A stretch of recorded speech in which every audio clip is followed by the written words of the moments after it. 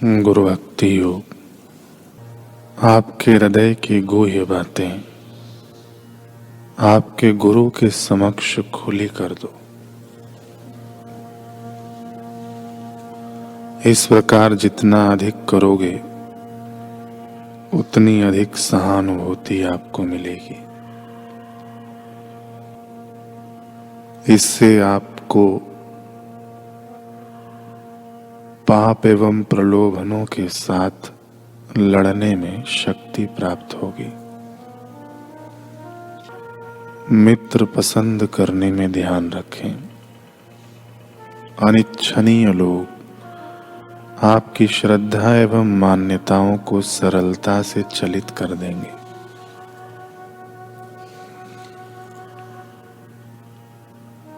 अपनी शुरू की हुई साधना में एवं अपने गुरु में संपूर्ण श्रद्धा रखें। अपनी मान्यताओं को कदापि चलित मत होने दें। अपनी साधना उमंग और उत्साह के साथ चालू रखें।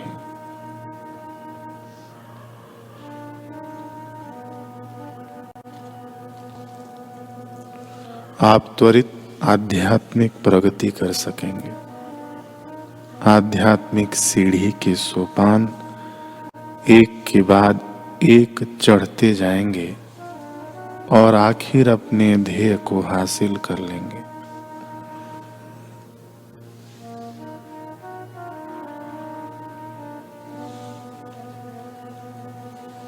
कभी कभी आध्यात्मिक गुरु को बाह्यतः अपना क्रोध दिखाना पड़ता है, किंतु वह शिष्य की गलतियां दिखाने के लिए ही होता है।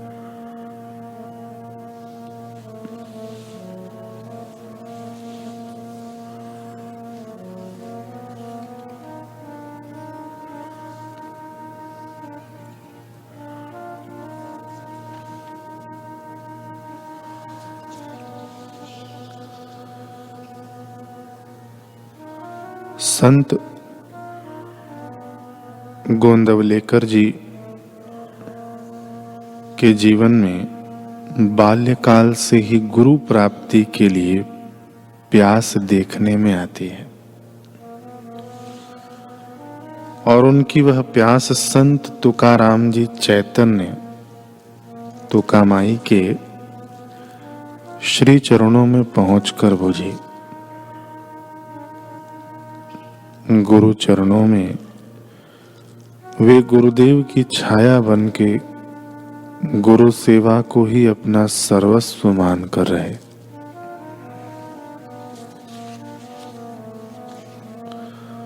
गुरुदेव द्वारा मिली हर कसौटी को अहोभाव से शिरोधार्य कर उन्होंने अपना शिष्य धर्म निभाया।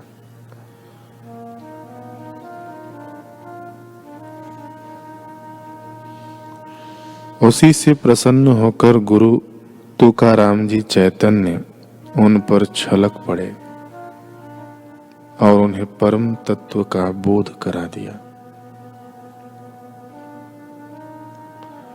संत गोंदवलेकर जी के ही शब्दों में कहते हैं कि जो सद्गुरु के वचनों से चिपक जाता है उसकी दरिद्रता तुरंत ही चली जाती है। भावजन्य, वस्तुजन्य, ज्ञानजन्य सभी प्रकार की दरिद्रता।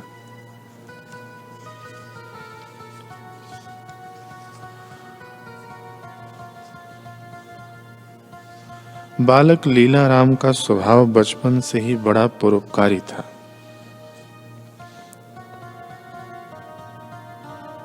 अकालग्रस्त लोगों में करुणावश उनके द्वारा अन्न बांट देने से खाली हुई अन्न की बोरियां उनकी भगवत पुकार से भर गईं।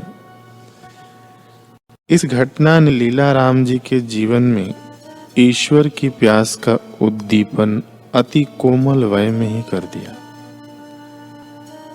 जिसे उन्होंने किसी भी कीमत पर बुझने नहीं दिया। इसी प्यास ने उन्हें 12 वर्ष की अल्प वय में सद्गुरु केशवानंद जी के द्वार पर पहुंचा दिया। बालक की निर्दोष और सरल बुद्धि में लक्ष्य के प्रति गंभीर निश्चय, ईश्वर प्राप्ति की तीव्र लगन, अल्प वय में भी उत्कट वैराग्य, श्रद्धा, भक्ति आदि दैवी संपदा के कारण वे गुरुदेव को जच गए।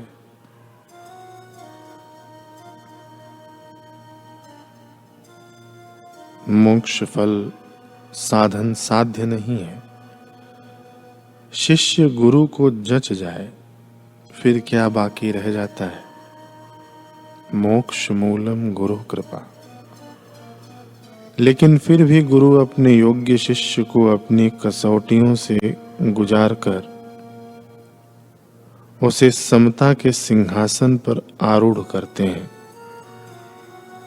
अतः गुरु ने उन्हें कसौटियों पर कसना शुरू किया। गुरु आश्रम की सब प्रकार की सेवा, आगंतुकों का सत्कार और इन सब के साथ साक्षात गुरुदेव से वेदांत शास्त्रों का अध्ययन इस प्रकार भूख प्यास से बेपरवाह हो, गुरु सेवा, साधना, ध्यान आदि में उनके दिन रात बीतने लगे। हर कसौटी का स्वागत उन्होंने गुरु के प्रति अपनी श्रद्धा और तितिक्षा से किया। मन में दिखने वाली सूक्ष्म वासनाओं को सजग होकर मार भगाया एवं दिन दिन प्रगाढ़ होते आत्मानुसंधान से गुरुदेव को संतुष्ट कर लिया। गुरुदेव ने घर में घर दिखला दिया, अमृत के प्यासे को अमृत का दरिया बना दिया। पूजती है दुनिया भगवान कह के जिसको, भेद भ्रम का मिटा गुरु ने भगवान को आत्मा जता दिया। संत पथिक जी महाराज कहते हैं कि कृपा है तभी ऐसा अवसर मिलेगा, जो अब कर न पाए तो कब कर मिलेगा। गुरुजन जगाते हैं उठो जीव जागो, भोग भूमि महादुख चलो शीघ्र भागो। राग द्वेष लोभ मोह सभी दोष त्यागो, देते रहो जो भी बने किसी से न मांगो। समय निकल जाने पर फिर न कर मिलेगा। जगत में सभी को काल खा रहा है, कुछ गोद कुछ मुख मध्य जा रहा है। कौन है जो काल से बच पा रहा है? ध्यान रहे तुम्हारा भी समय आ रहा है। शरणागत भक्त को अभय वर मिलेगा। कृपा है तभी ऐसा अवसर मिलेगा। जहां तक शक्ति पर उपकार करना, दया प्रेम भाव से सबको प्यार करना, असत से विमुख हो सद्विचार करना, महापुरुषार्थ पंचकोश पार करना, तभी तुम्हें क्षर के परे अक्षर मिलेगा। तुम ही बुद्धि योगी बनो नित्य गुरु ज्ञान लो। अपना नहीं है कुछ जग में ये जान लो, एक परमात्मा को सर्वस्व मान लो। गुरु ज्ञान द्वारा निज रूप पहचान लो। पथिक भव सिंधु से तभी तर मिलेगा। कृपा है तभी ऐसा अवसर मिलेगा, जो अब कर न पाए तो कब कर मिलेगा।